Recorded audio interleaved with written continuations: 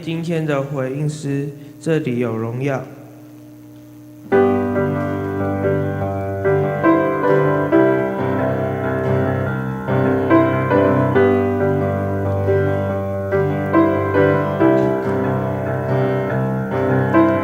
哈利路亚，哈利路亚，这里有荣耀。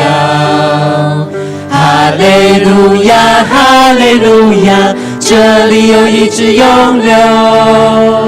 哈利路亚，哈利路亚，这里有光明自由。敬拜声音如州水涌流，永活的主你在这里。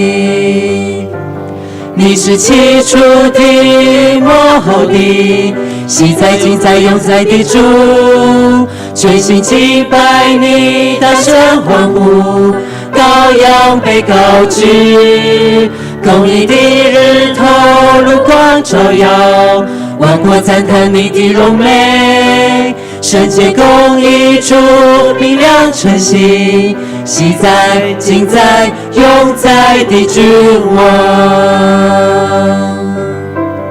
哈利路亚，哈利路亚，这里有荣耀。哈利路亚，哈利路亚，这里有医治永留。哈利路亚，哈利路亚，这里有光明自由。敬拜声音如州水涌流，永活的主你在这里。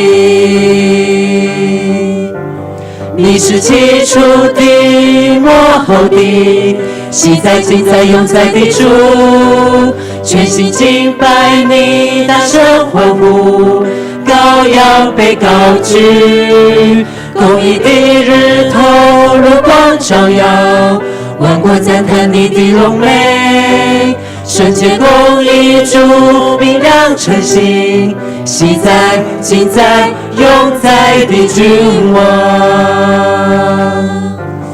你是起初的，末后的，昔在今在永在的主，全心敬拜你，大声欢呼，羔羊被高举，公义的日头如光照耀，万国赞叹你的荣美，圣洁公义主明亮晨曦，昔在今在永在的君王。接下来来练新歌，好喜欢与你在一起。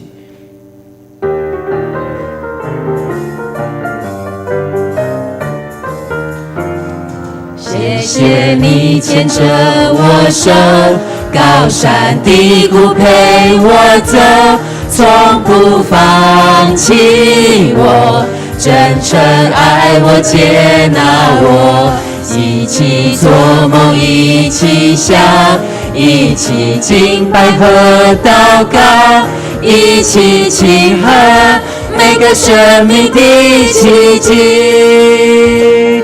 好喜欢与你在一起，分享生活，分享爱，没有批判和论断，心完全敞开。好喜欢与你在一起，像耶稣一样的爱，你我不孤单，这里有爱。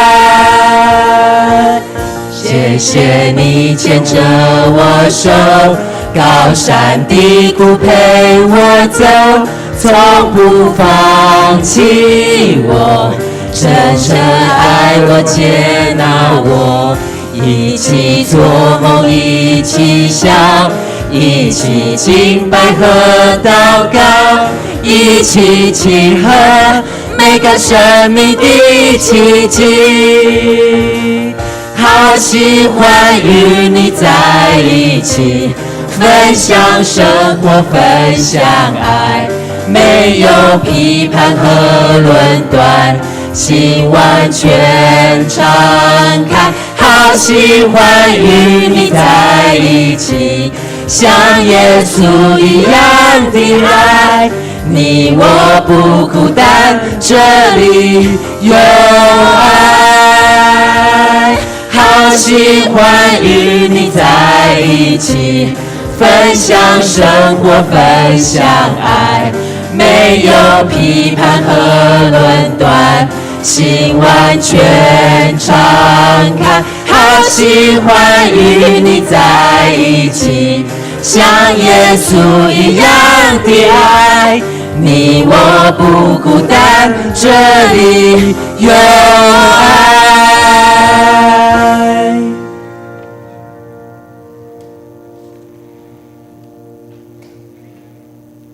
普天下当向耶和华欢呼，你们当乐意侍奉耶和华，当来向他歌唱。你们当晓得耶和华是上帝，我们是他造的，也是属他的，我们是他的民，也是他草场的羊。各位弟兄姐妹，大家平安。平安。很高兴我们在主里面是一家人。现在邀请大家从座位上面站起来，一起来敬拜上帝。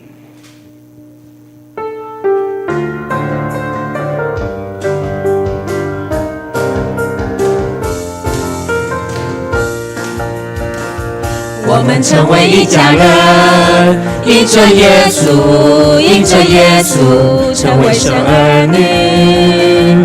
我们成为一家人，因着耶稣，因着耶稣，成为神国的子民。因着耶稣的洁净，因着耶稣入光明，因着耶稣同享复活的生命，同享生命的喜悦，同在主爱中连结，因着耶稣同受丰盛的产业。我们成为一家人，因着耶稣，因着耶稣，成为神儿女。我们成为一家人，因着耶稣，因着耶稣，成为神国的子民。因着耶稣同敬拜，因着耶稣蒙慈爱，因着耶稣彼此恩慈来相待，活在喜乐中欢唱，活与苦难同哀伤，因着耶稣同度人生的风浪。哈利路亚，哈利路亚，哈利路亚。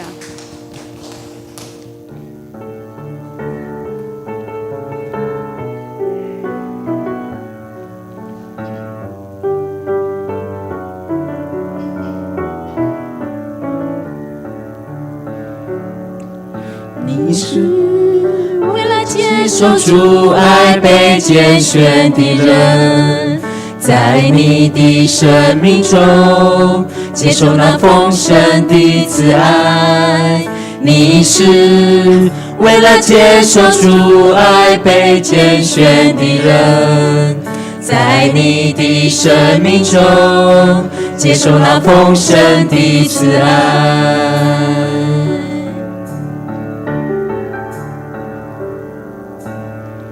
创世之前开始的神那丰盛的慈爱，借着我们的相遇结出了果子，在这个世界上因着你宝贵的存在，真是带给我们极大无比的喜乐。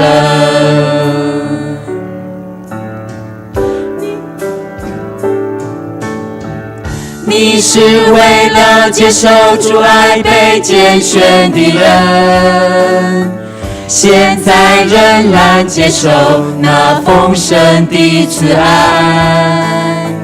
你是为了接受主爱被拣选的人，现在仍然接受那丰盛的慈爱。为了接受主爱被拣选的人，在你的生命中接受那丰盛的慈爱。你是为了接受主爱被拣选的人，在你的生命中接受那丰盛的慈爱。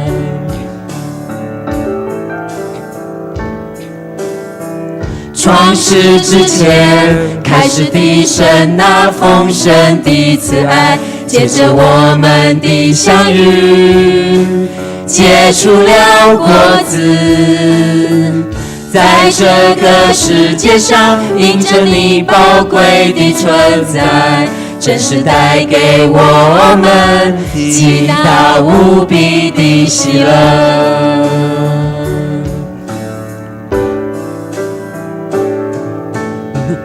你是为了接受主爱被拣选的人，现在仍然接受那丰盛的慈爱。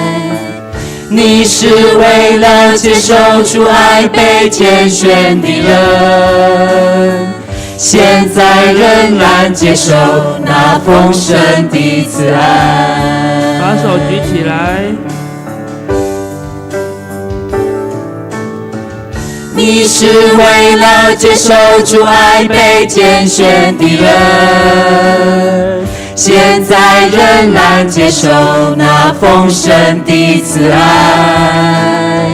你是为了接受主爱被拣选的人，现在仍然接受那丰盛的慈爱。你是为了接受主爱被拣选的人，现在仍然接受那丰盛的慈爱。你是为了接受主爱被拣选的人，现在仍然接受那丰盛的慈爱。现在仍然接受那丰盛的慈爱，现在仍然接受那丰盛的慈爱。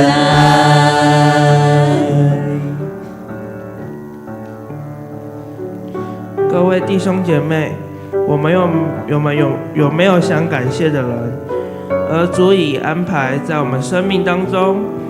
我们的贵人，我感谢你，谢你，我从来没有发觉到，在你眼里我是何等的宝贵。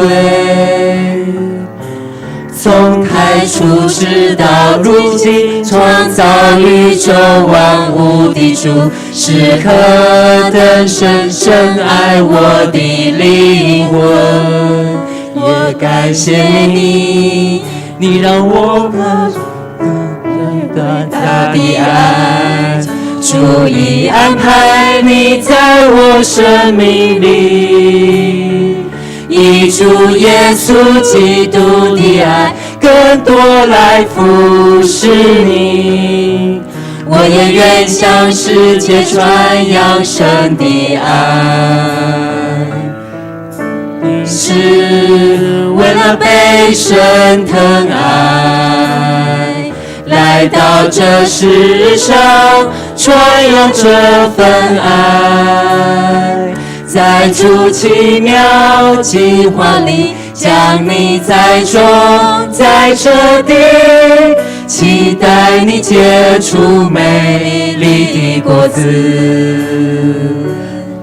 我感谢你，我从来没有发觉到，在你眼里我是何等的宝贵。从太初直到如今，创造宇宙万物的主，是何等深深爱我的灵魂。也感谢你，你让我感受到这伟大的爱。主已安排你在我生命里，以主耶稣基督的爱更多来服侍你。我也愿向世界传扬神的爱。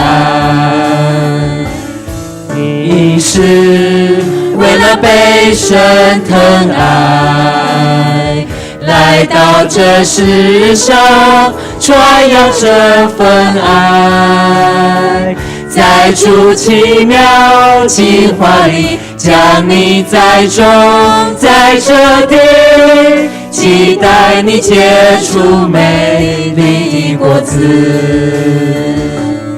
你是为了被神疼爱，来到这世上传扬这份爱，在主奇妙计划里将你栽种在这地，期待你结出美丽的果子。你是为了被神疼爱，来到这世上传扬这份爱，在主奇妙计划里将你栽种在这地，期待你结出美丽的果子。主奇妙计划里将你栽种在这地，期待你结出美丽的果子。在主奇妙计划里将你栽种在这地，期待你结出美丽的果子。让我们低头来祷告。亲爱的上帝，谢谢你让我们平安的来到教会做礼拜，在这里也要为教会没有牧师的期间，我们一样能同心合一的服侍来荣耀你。礼拜即将开始，把礼拜从头到尾交在您的手中。小孩子祷告，奉主耶稣基督的圣名而求，阿们。大家请坐。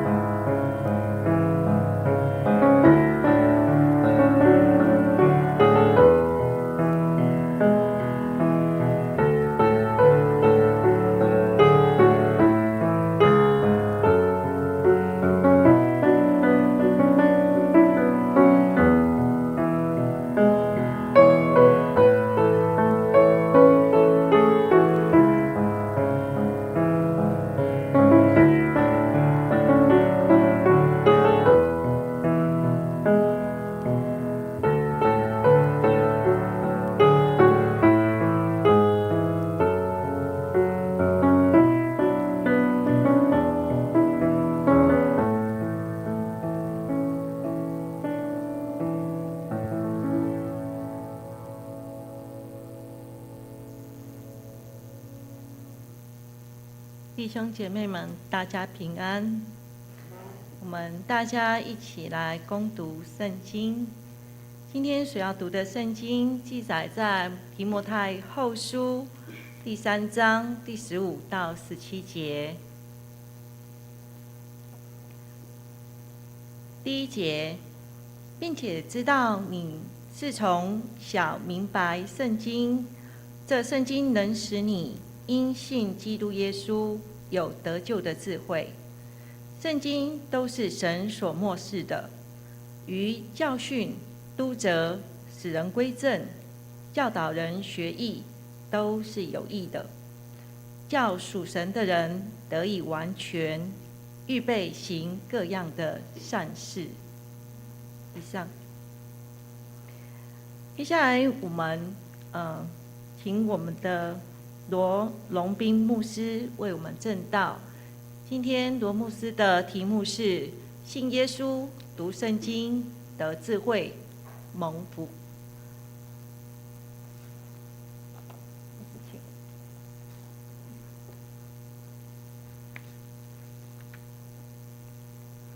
各位弟兄姐妹平安，感谢主的恩典，让我们有机会一起来敬拜他。愿天父上帝的恩典、平安丰丰富富的临在我们当中。请我们先一起低头来祷告。亲爱的天父上帝，谢谢你，谢谢你透过主耶稣基督的救赎，因着他的爱，让我们能够成为神你的儿女，也能够在教会里面成为弟兄姐妹，一起来敬拜，一起来分享，一起来蒙造就，一起来进步。我们献上感谢。主，在教会这个大家庭当中，我们更要感谢你的是，主，你把你的话语留在圣经里面，让我们的生活有一个很清楚的准则，我们应该怎么行、怎么说来荣耀神你的名，也让我们的生命更大的蒙福。这是今天从经文当中我们要一起来探讨学习的。求神你的灵这时候就运行在我们当中，你亲自用你的话语来喂养我们，让我们不论说的或是听的，都在你面前同蒙造就，同蒙进步，同蒙祝你大大的赐福。我们将同心感谢，奉靠耶稣基督的圣名，阿们。我们大概都会同意说，我们今天所处的一个社会是怎么样的一个社会？是一个竞争相当激烈的社会。那我们要怎样才能够在这样的一个社会里面生存下来，或是说甚至我们得到自己所期待的成就？我想这是一个很重要的课题。那针对这一个课题，我们先来听听两个出名的人他们怎么说。第一个是前美国总统奥巴马总统的夫人所说的一句话，他说：保持对知识的渴望，那将会是开启你未来的钥匙。保持对知识的渴望，那将会是开启你未来的钥匙。然后还有一个刚去世没多久，一个我们知道股神巴菲特很出名，其实他很出名之外，他重要的是有一个很得力的一个帮手，叫做蒙格。这个老先生活到90几岁才过世。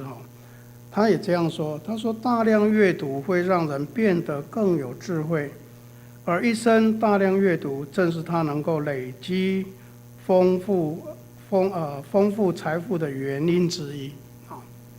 所以透过这两句话，这两个出名的人，他们都共同指向一个问题，就是说要在现今这个竞争非常激烈的社会里面，我们要生存，甚至要得到未来你想得到所预期的祝福，知识或是智慧显然是不可缺少的一个重要的工具。但是对于我们基督徒而言，智慧那么重要，那什么是我们应该追求的是什么智慧？然后怎么样才能够得到这样的智慧？智慧很要紧，但是就基督徒而言，什么是智慧？那我们应该怎么样去追求才能够得到？我想，当我提出这个问题的时候，可能有些人在你脑海里面就已经浮现了圣经一句很出名的话，在箴言第1章第7节，有没有人背到这个经节？箴言第1章第7节，他说：“敬畏耶和华是知识的开端，愚妄人藐视智慧和训诲。”简单说，你只要敬畏耶和华，你就可以得着生命的智慧。但是什么是敬畏？我们说敬畏耶和华就可以得到智慧。那什么是敬畏呢？敬畏简单讲就是说你信靠神，然后又愿意照着神的话语去行，那就是敬畏。那你愿意这样做的话，你就会怎么样？就会蒙福就会蒙福。因为今天的经文说得很清楚这一句话一定要放在心上。他说：“这圣经能使你因信基督耶稣有得救的智慧。”圣经，你如果信耶稣，用信基督耶稣的态度去读的话，你就能够得到生命的智慧，你就会蒙受神大大的祝福。为什么这样说？圣经我想很多人都在读有些包括不信主的他在读圣经，但是他只是把它当成一本普通的书的话，他不会有什么样的大的帮助。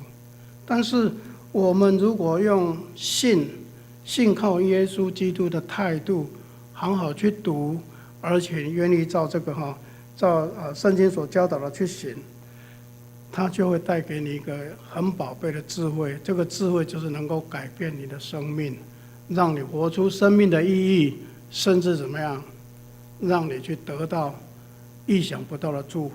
这是我在我身上亲身的经验所以今天早上我要用比较轻松的态度，用个人的生命见证，就是说有几节经文，它真的是增长了我的智慧，改变了我生命的态度让我享受到神里面大大的祝福的几节经文，希望我提出来跟各位分享，也希望我们大家都能够在上帝的面前一起蒙福好，那第一节经文要跟大家分享是路加福音6章31节。路加福音6章31节，这个经节可能不太好记，但是我一讲你大概就知道了这节经文这样说：你们愿意人怎样待你们，你们也要怎样待人。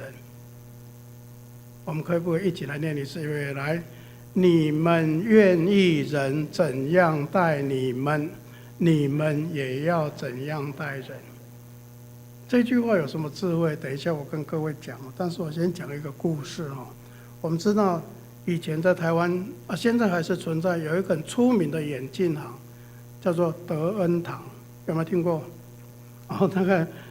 大概牧师这一辈的很多人以前配眼镜都到德恩堂那这个眼镜行的老板是东门教会，台北东门教会的一个长老，叫廖恩赐长老，已经过世了那这个长老信仰很好，而且他经营事业很认真他为了要让他的事业能够更加蓬勃发展，然后更加对人有贡献，他有一次听到说，哇，美国有一个很好的训练能够帮助克服、帮助改善人际关系的一个训练课程，他就很高兴，他就买了机票，然后付了学费，然后他就兴冲冲的飞到美国。哇，果然上了1-2个礼拜的课以后，哇，要结束之前，那个教授把他们集合起来说：“我跟你们教的这2个礼拜的课程你们都忘记也没关系，但是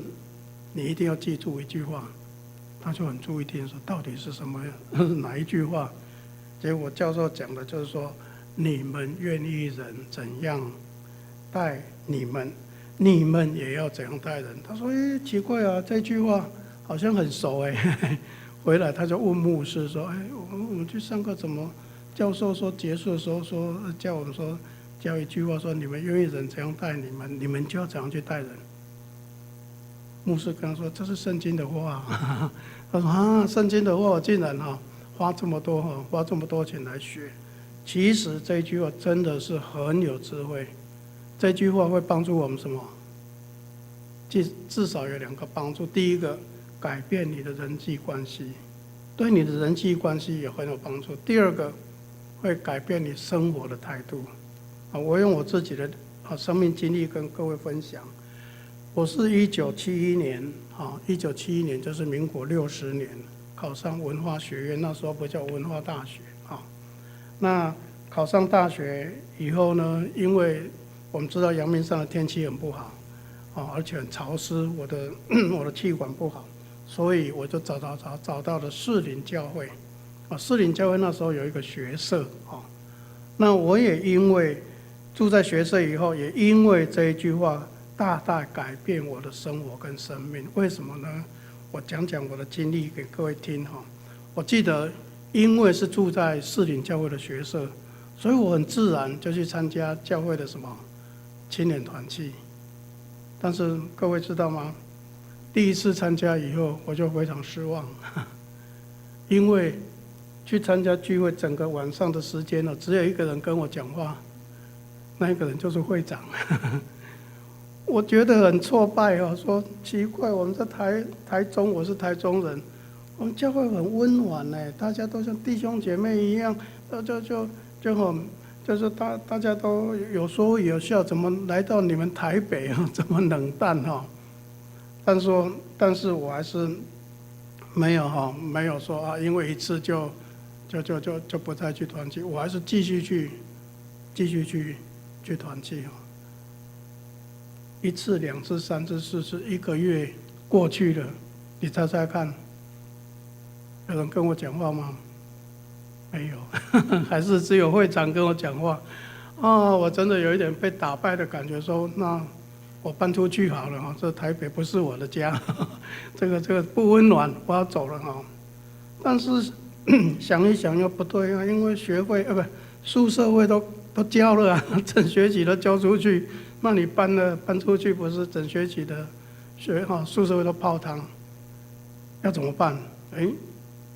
我那时候就想到这一节经文：你们愿意人怎样待你们，你们就要怎样去待人。我来这个团契，我来这个教会，最需要的是什么？被人关心所以呢，我就要怎么样？先去关心别人。我说好，我就写了一份台词自我介绍我第5个礼拜开始，我碰到人就跟他说你好你好，某某弟兄你好，某某姐妹你好，我叫什么名字，我现在在做什么，然后我从哪里来，请多多指教讲完我就离开了就一个一个我就去主动跟他们打招呼。你知道2年以后变成我当什么？我当会长2年以后变成我当会长，因为我跟大家都打招呼，我跟大家好像混得都蛮熟的2年以后竟然变成我当会长我觉得如果没有这一句话帮助我的话，我大概在那个教会我就整个信仰的生活都会被打断了。但是因为这一句话，不止让我的人际关系改变，我后来继续留在教会，又认识我的师母，也在台北结婚我觉得建立家庭这一节经文真的是首先对我的人际关系帮助很大。但是我要跟各位继续说，这一节经文对你的生命的态度也有很大的帮助。你想想看我们再念一次说：你们愿意人怎样待你们，你们也要怎样待人。这是积极还是消极？是积极还是消极？一定是积极嘛，对不对？我们信仰的特质就是积极，你知道吗？你看孔子这么有学问的人，他教生命的态度是什么？己所不欲，勿施于人。这是消极还是积极？消极啊！我不愿意人家背后讲我的坏话，我就不要去背后讲人家的坏话，不要做就好了嘛，对不对？但是今天我们这句经文是说，你们愿意人怎样待你们，你们也要怎样去待人。你希望人家赞美你，你要怎么样？先去赞美别人，对不对？好，你需要人家关心你，你要先去关心别人。我们每一个人都有去到一个新的团体的经验嘛。你需要人家关心，但是你整个晚上都坐在一个墙角那里，你觉得有人会来关心你吗？没有。你先去关心人，以后人才会关心你。而且呢，你看看，你要人家赞美，今天你穿了新衣服，啊，在你的朋友面前这样晃来晃去，他会不会一定会注意到你？没有，可能他在发周报啊，他在整理事情，有没有看到？但是你如果先跟他讲说，哇，姐妹，你今天这个发夹好漂亮啊哈！你这样一讲以后，他会不会抬头？他会不会停下来？会啊，他说啊没有了，哎，没有，他抬头说没有，你今天的衣服穿得很漂亮，对不对？人是有一个很自然反应的嘛。那你先赞美他，他就怎么样？他就会赞美你，好。包括人跟人的关系里面，你说，哎，有时候你得罪别人，两个人闹别扭，你希望人家认错，你就怎样？你就先认错。那这种积极的态度，你觉得是损失吗？我告诉各位，台语有一句话讲“输输安样”，你先认错，你先对别人好，看起来是好像是损失，但其实到最后胜利的是你，对你的帮助是很大的。所以你们愿意人怎样待你们，你们也要怎样去待人。这一句经文主要给我们的智慧，就是说怎么积极去面对你的生命，怎么样好好去建立你的人际关系，这是第一个。那第二个我要跟各位分享的经文是一句说，马太福音6章33节，这一节经文大家也很熟，就是说你们要先求他的国和他的义，然后怎么样，这些东西都要交给你们的。这些东西是在讲些什么？圣经告诉我们说，物质所需要的，就是说我们先求上帝的国跟上帝的义，然后你生命所需要的这些物质，上帝都要赐给你。哇，这句经文好不好？很大的祝福哎！你只要先求上帝的国跟上帝的义，你就可以怎么样得到那么大的祝福。但是问题是什么叫做先求他的国跟他的义？这些经文我们都很熟，可能很多人都会背哦。但是什么叫先求他的国跟他的义？有没有想过这个问题？我们有时候在做礼拜的时候也会念主祷文，有没有？说愿神你的国降临在地上，如同在天上；愿你的旨意行在地上，如同行在天上。这跟这一句话很类似哎。上帝的国降临，就是上帝要掌权啊，对不对？任何一个国家入侵了我们国家，他们的国临到我们当中，那就是他把我们控制了嘛，那我们先求上帝的国，意思就是说我的生命愿意让上帝掌权，那什么就是他的意义？就是说照上帝的规定嘛，照圣经里面的话语所规定的，你就这样去走，你就会怎么样？你就会你所需要的，上帝都会给你。那这一句话在教导我们什么？有什么样特别的智慧？一个很要紧的智慧，就是我们生命里面一定有一些优先次序嘛。英文有一句话说 priority，什么是你生命里面的 priority？ 我觉得趁我们年轻的时候，你要去定位出来。我刚刚讲啊，我好像想起来，我去住士林教会，好像不是很久以前的事情，但是一晃眼已经经过了40-50年。人生在过日子很快，但是你有没有抓住你生命最要紧的？你有没有抓住你生命里面最重要的？或是你每天在忙？你看台北人很忙，包括像现在年轻人很忙，但是你在忙些什么？你是忙你生命里面最要紧的，还是你在忙一些次要的无关紧要的事情？你是白忙，这个是我们要去思考的一个问题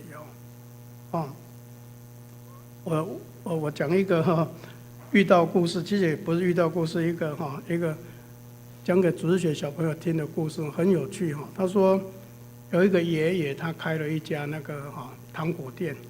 那这个爷爷很喜欢这些小孩子来他的店里买糖果。有一天，这个爷爷突然他这个说心里特别高兴，跟所有来的这些小朋友说：今天只有今天免费你的手这个店里面的糖果，你的手一只手能够抓去的抓满的糖果都免费。他一讲完以后，哇，所有小朋友都好高兴，都跑着要四处去抓这个糖果但是有一个小女生，她都动也不动，她一直站在那里。爷爷很好奇，爷爷说：那大家都在抓糖果了，你怎么还在这里不去抓？等一下都被人家拿走了这个小女生说：我就是要请爷爷你帮我抓啊。你觉得你看我们有姐妹在笑，你有没有觉得这个小女孩很聪明？有没有？人家其他小朋友就问她说：你怎么自己不抓，还麻烦爷爷帮你抓？去抓那些糖果。他说爷爷的手比较大对不对？爷爷可以抓的更多这个故事很有启发性你们还很年轻在座很多人都还很年轻。你有没有想过，你生命最重要的一个优先次序是什么？你最看重的是什么？还是你每天都很忙，但是你都在白忙牧师今天要告诉你，你生命最重要的次序就是说，让天父上帝在你的生命掌权，你愿意照上帝的话语去行，这个是绝对不会错的。因为我们的天父是父爸爸，他是创造宇宙的主。你看看你们小时候你们都有成长过吗？小时候你们怎么成长的？你只要把手交给爸爸妈妈，跟着走，你就无烦无恼，米点吃到饱，是不是这样？你都不用烦恼啊！小时候你看当小孩多快乐啊！手交给爸爸妈妈，去哪里就跟着去，没有什么烦恼，因为爸爸妈妈就把你cover 住了我们的生命也是这样啊！你如果知道说，我今天既然是得救的基督徒，我是上帝的儿女，我就把生命的主权交给上帝，然后我就照着上帝的话语去走。你去试试看，你一定是会蒙大大的祝福。我用圣经一个人来做例子。圣经里面有一个人叫做亚伯拉罕，大家都认识他嘛，对不对？他几岁的时候神呼召他？75岁的时候，神呼召他说：你要离开本族本乡，然后去到神要给你的一个地方，要让你成为万国之父。圣经没有特别讲得很清楚，说亚伯拉罕那时候是什么样的情况，然后就是说没有很清楚说亚伯拉罕为什么就马上就跟着上帝走。但是你如果去读圣经，你会发现说，其实亚伯拉罕会跟着上帝的指示走，是很不简单的。第一个，他已经75岁，一个人在一个环境里面已经生存了很久。你们今天，我举个例，你们今天都在台北已经或者在泸州生活很久，叫你说到非洲去，可能你不太喜欢去吧第二个，亚伯拉罕那时候不是走投无路亚伯拉罕他有财产，他有仆人，他有很多牛羊，但是竟然上帝说好，你跟着我，你要成为万国之父，你要去到我要指示你的地方去，他就去了。你看他的一生，虽然也经过很多的起起落落，但是最后神的祝福有没有实现？他成为以色列人的祖先，他真的成为万国之父所以我要跟各位提醒，真的，我们的生命很快就会过去，但是你的生命最重要的那一点，你有没有去抓住？你如果先抓住了，我愿意让上帝掌权，我在我生命掌权，愿意让上帝的话来引导我每天的生活。我要告诉各位，绝对你不会走错路，而且你一定会大大的蒙福哦。这也是我自己本身的经验哦。我整个牧会的时间是35年多哈，那总共包括当传道总共才5个地方。我当传道是在新竹圣经学院，然后牧会第一个教会三重埔教会，第二个教会是双联教会，第3个教会在国外澳洲布里斯本台湾人的教会，第4个教会就是李春生纪念教会。我要跟各位说我牧会35年当中，我从没有自己去想说我要找哪一个教会去牧会，没有今天很不好意思跟各位分享，有些牧者传道人会说我孩子长大了，我现在在乡下不好，我要去都市牧会，或者说为了我的孩子有更好的教育，我要到美国去牧会。其实这个不是正确的心态。一个上帝的仆人，就是上帝要你去哪里你就去吧，我是这样的心态。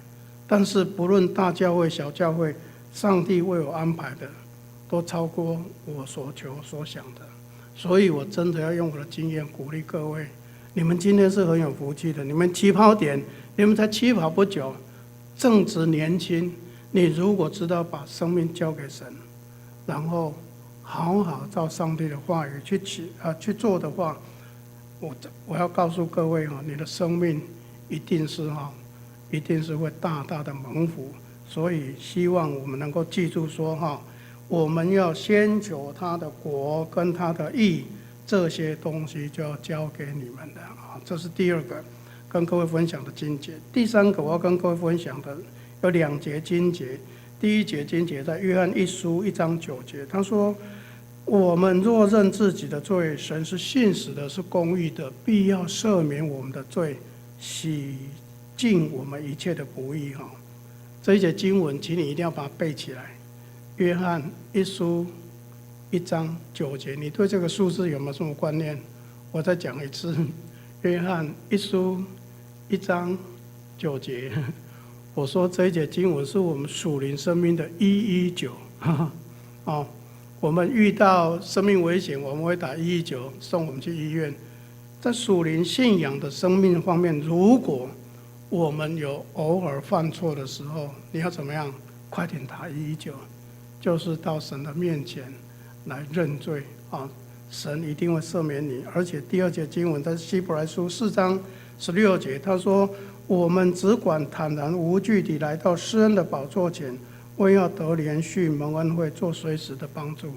你看看这2节经文等于是双重保障。你如果认自己的罪，上帝会赦免你，而且你勇敢的坦然无惧的来到神的施恩宝座前，神就要怎么样？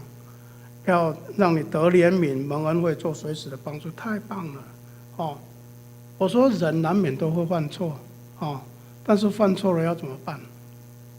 就快点打119打这个119跟上帝认错，而是不要说病急乱投医。我们有时候偶尔犯了错，你会乱了方寸，好像随便找人找一些人帮助或怎样，其实这是不对的。你回到神面前就好了，回到神面前绝对不会错，因为上帝当你来到他的施恩宝座前，他要把怜悯赏赐给你，把恩惠给你，做你随时的帮助。为什么我们可以敢这样说呢？圣经里面有一句话说得很清楚，说我们的大祭司就是主耶稣我们的主耶稣他怎么样？他也曾经成为人的样子来到世上，只是他怎么样？没有犯错。主耶稣曾经成为人他也来到世界上，他也曾经遇到很多试探嘛，对不对？在山上3个试探，其他还有很多试探但是他没有犯错，所以主耶稣知道我们的软弱当我们犯了错你偶尔有做得不好，你不是随便去随便找你不熟的，或是病急乱投医就去找人来帮忙，结果可能是越帮越忙。你要记得回到上帝的面前，上帝透过主耶稣，他知道怎么样，我们人是软弱的。你千万不要在失败在犯错当中自我放弃，或是怎么样随波逐流。这是很可悲的啊！我觉得我们信上帝的人真的很有福气，因为上帝知道我们的软弱嘛，啊，也知道我们的弱点。你知道我们有什么弱点？一个人他不常犯错的，他如果犯了错以后会怎样？他的自责是比别人更轻还是更重？更重啊，对不对？你看一个人一向他都没有什么失败，然后我怎么突然犯错了，他就受不了。魔鬼有时候会用这样来怎么样见缝插针，来指控你，让你说你看，你说你多好，你说基督徒，你看你也是这样，你算了，你就离开上帝好了。有时候我们就真的就中了魔鬼的诡计。但是如果把这2节经文记住，约翰一书1章9节啊，或是希伯来书4章16节，说我们只管坦然无惧的来到施恩的宝座前，为要得连续蒙恩惠，做随时的帮助。神怎么样？神的帮助就会临到我们当中，就会让我们有机会再重新站起来。你看圣经里面最出名的故事是什么？浪子的故事嘛，对不对？路加福音15章讲浪子的故事。那个浪子，你看对爸爸也不尊重，然后把财产出去都把它花完了，随便乱花完了。但是他做了一件对的事情。圣经说他醒悟，他醒过来了。他说啊，我要回去跟我爸爸说，我得罪了天，也得罪了你，我不再配称为你的儿子。他想好了，他就真的回到爸爸的面前来认罪。结果当他还没有讲说我不配得当你的儿子，爸爸就马上把新衣服、把戒指、把鞋子就让他穿上。这在说什么？说我们只要愿意，即使在犯错里愿意知道回到神的面前认错，你就不会一错再错，你就会怎么样？又重新有机会站起来。我希望我们的人生都还很长，但是不要被1、2次的过错把你怎么样？把你框住，就把你拉下来。所以今天早上的我们的读的经文真的是很要紧。今天早上的经文说，这圣经能使你因信基督耶稣有得救的智慧。我觉得再讲一次，圣经对普通人它只是一般的话，好像说劝人为善的书而已。但是如果你说我是愿意用信靠耶稣的心，然后好好去读圣经，然后把它行出来，你的生命一定有正确的方向，上帝的祝福也要大大临到你身上。但是最后我要问各位说，你有没有在读圣经？你是怎样在读圣经？这个很要紧。我要跟各位提醒我不是叫你说你整本都要读得很熟。有人说我真的读了7次8次，如果没有从中间得到帮助，读了70次也没用啊！不是在比赛谁读的比较多次有时候就算是1节经文打动了你，对你的生命的帮助，可能你的生命是怎么样，要180度的转变了。我最后讲一个真实的故事，说有一个牙医，他其实本来收入就不错，但是后来他因为怎么样被朋友找去吸毒，又知道说贩毒收入还更好啊，所以他就加入了贩毒。结果没多久，真的他就被抓走了，就被去关起来，被关在监狱里面。他真的很后悔，他说我原来本来就好好的，为什么要这么贪心他觉得说我的一生都完蛋了但是有一天很奇妙，他躺在他的床上，因为他那个是双人床，他看到那个床板上面写了1节经文那一节经文是耶利米书29章11节。他说耶和华说，我知道我向你们所怀的意念是平安的意念，不是降灾祸的意念，是要叫你们末后有指望。他看了好感动，他说我想我说的生命完蛋了，竟然上帝说我的以后很有指望，所以他整个生命，他整个态度就不一样。他在监狱他就痛改前非，他就表现相当好，结果他就提前假释出来。现在他是基甸会国际上很重要的一个讲员他四处做见证。我觉得1节经文就好所以我希望各位呢一定要好好的读圣经。那读圣经你要用信用信耶稣的心去读，不是说好像在读这个漫画、读故事书，很快嘟就读过去，这是没用的。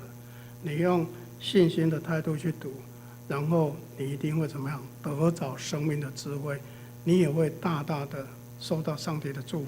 我们一起来祷告。亲爱的天父上帝，我们谢谢你，圣经是这么的宝贝，但是我们常常忽略它，我们常常用自我在过我们的生活。我们说我们是信靠神，但是很多时候我们都信自己。求神的怜悯，让我们知道好好把握你已经赐给我们的宝贝，就是圣经。我们好好读它，也把里面的话语内化来行在我们的生活当中。我们相信神，你要给我们的福气早就预备好了，只要我们愿意让你来掌权我们的生命，愿意照你的话来走，我们相信你的赐福绝对会满满的临到我们当中。愿神你赐福我们今天一起在你面前领受神的话语的弟兄姐妹，我们将祷告感谢奉告耶稣基督的圣名，阿们。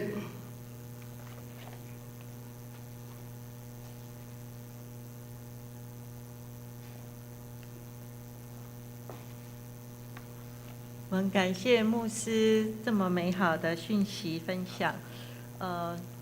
我代表教会来对罗牧师感谢。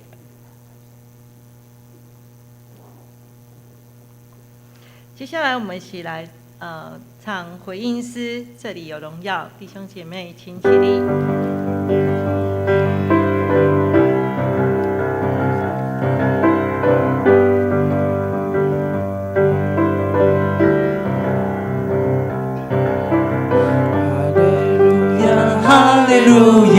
这里有荣耀，哈利路亚，哈利路亚，这里有医治永留，哈利路亚，哈利路亚，这里有光明自由，敬拜神引入众水涌流，永活的主你在这里，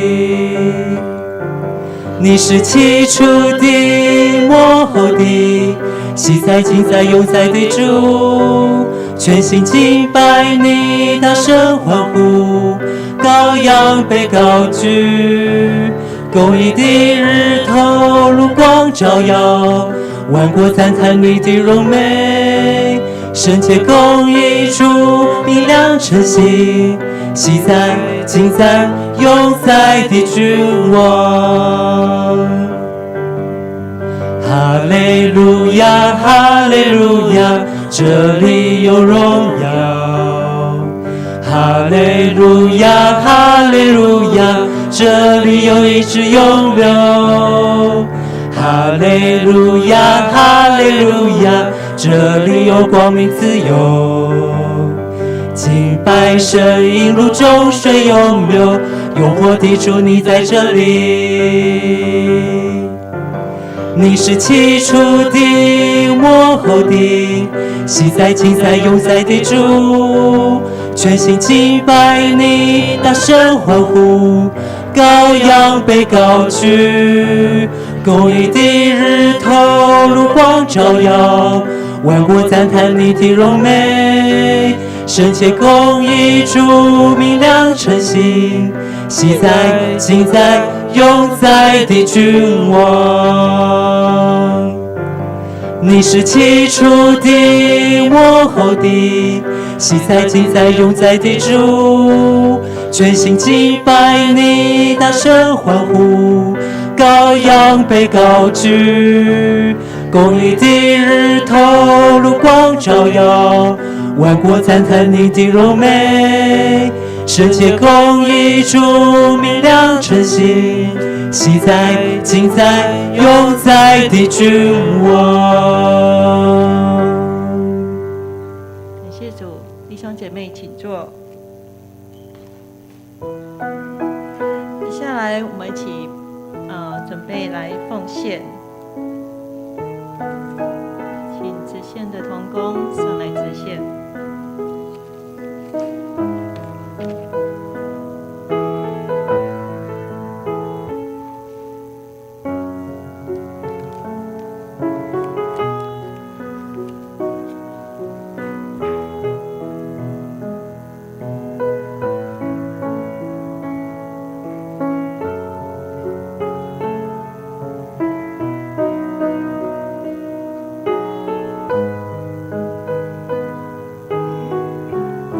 兄姐妹请起立。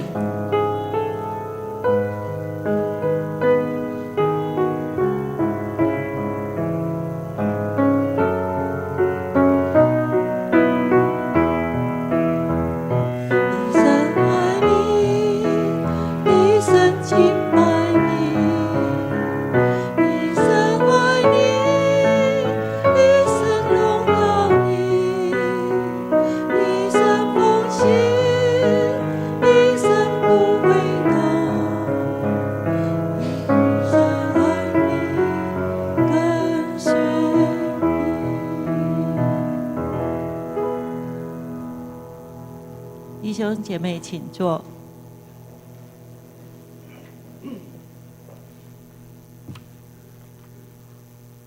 接下来我们来介绍新朋友。今天有一位安妮姐妹，安妮姐妹可以请起立。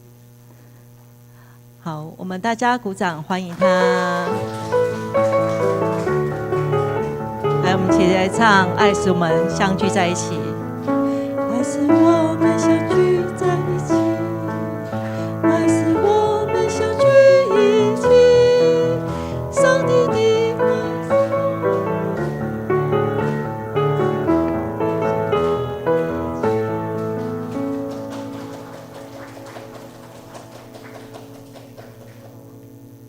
他是已经受洗的哈，欢迎再继续来跟我们一起聚会。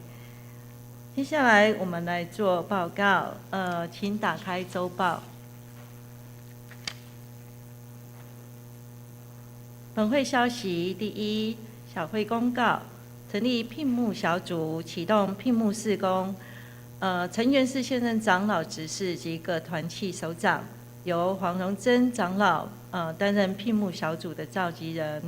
第二，11月24日就是下礼拜主日哈，我们有联合礼拜，举行感恩节的感恩礼拜，请大家以感恩的心，数算主的恩典，感谢主1年来的保守与赐福，为今年感恩，也为明年预备，用恭敬的心预备个人的感恩奉献。我们教会有准备感恩节的火鸡飨宴哈。如果有要分享佳肴的弟兄姐妹，也请到1楼的公布栏来登记哈，方便我们关怀组的同工安排。那也请弟兄姐妹自备环保餐具。第三，12月1日哈，也是联合礼拜，是本会的圣礼典主日哈，也请大家预备心。第四，12月8日就下午的3点哈，本会前牧者哈陈国成牧师还有林怡娟牧师，他们就任台中的笃行教会牧师的受职感恩礼拜。那长执会决议由长执同工团契首长还有圣歌队代表泸州教会前往祝贺。那他有名额限制40人哈。那预定晚上9点会抵达泸州。那如果其他弟兄姐妹也要参加，也欢迎自由前往。第五，本会的陈雅贤姐妹哈，就是我们的卢元怀长老娘，好，她在9月30蒙主恩召安息主怀，享寿是99岁，也求主安慰遗嘱。第六，准备资料哈，各单位请召开同工会议，规划明年度2025年的事工计划预算。那准备2024的事工报告进行资料的收集，12月31日前缴交以利小会的审查2025的事工预算及会员和会手册的编制作业进行。第七，从11月17日起，华语堂的会前练诗将要加入新歌练唱，欢迎敬拜团的同工以及华语堂的会友。如果您有时间的话，欢迎提前在10点40进入礼拜堂，一同来练唱。本月练唱的新歌是《好喜欢与你在一起》你们要赞美耶和华，向耶和华唱新歌，在圣民的会中赞美他。好，再来第8，自11月份起，每周3晚上的8点，我们读经祷告会，小会邀请陈余光牧师来主理，欢迎大家踊跃参加。背读圣经，守望教会，彼此代祷，得力蒙福。第9，我们因应内政部的各资法相关规定作业，恳请各位会友协助填写资料处理以及利用个人资料同意书。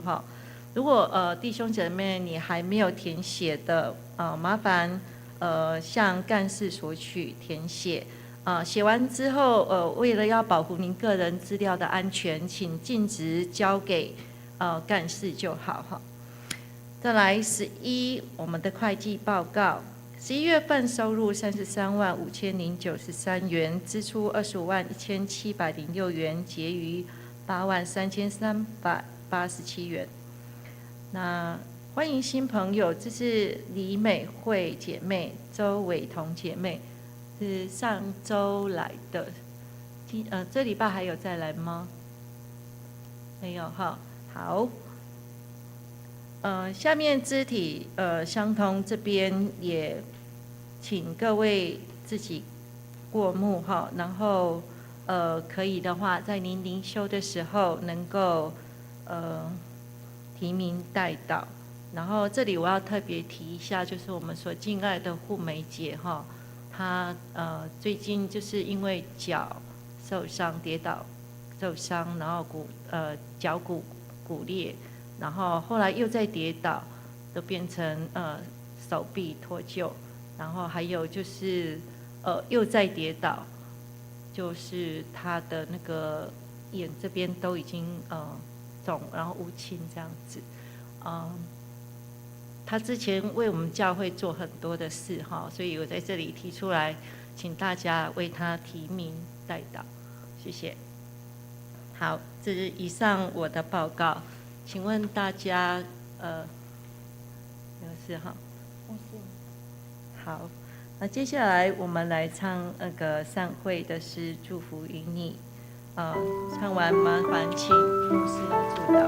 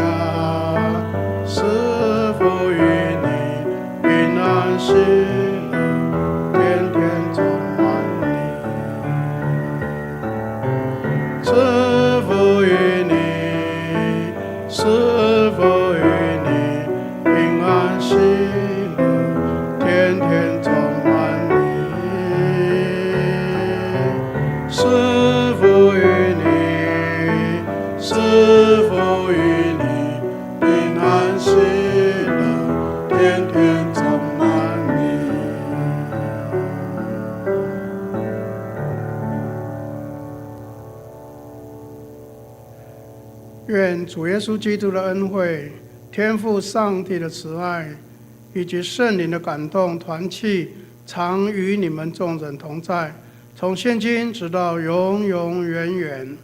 阿们。